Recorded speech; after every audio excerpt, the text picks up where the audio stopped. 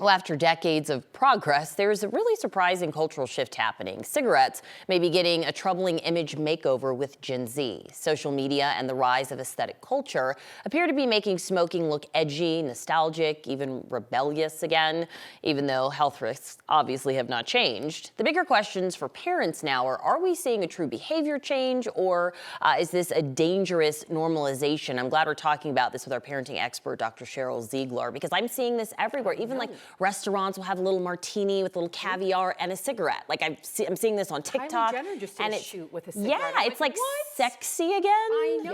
Yes, that's exactly what's happening, and it's really impacting Gen Z.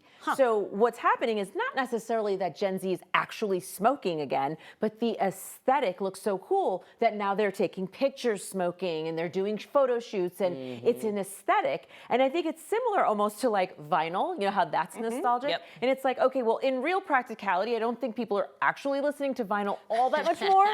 However, it's an option, right? And it's nostalgic, and vinyl isn't going to hurt anybody. Smoking is going to hurt someone. So I think right now, think of this as like the red flag is going off, and basically saying, okay, right now, today we can say this is an aesthetic change, not an actual move the needle change. However, we know that all teens want to do is fit in and be cool and be a part of a group. So if they see it enough, it could start to move the needle. Yeah, that's a slippery slope. Do you think because they have the knowledge of all the health concerns and risks that they won't, kind of slip down that slippery slope? I hope not.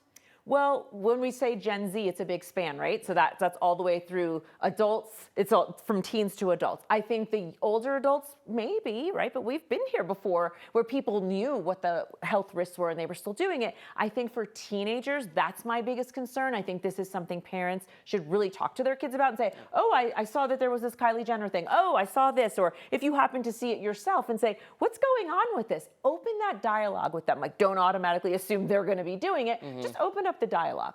And you're working with kids every day. I thought this was our healthy generation, right? They don't drink as much, and like sober culture, and now like cigarettes of all things. It just doesn't like match. It doesn't add up. Yes, and I'm starting to read some cultural things that are saying just like everything. You know how pendulums swing?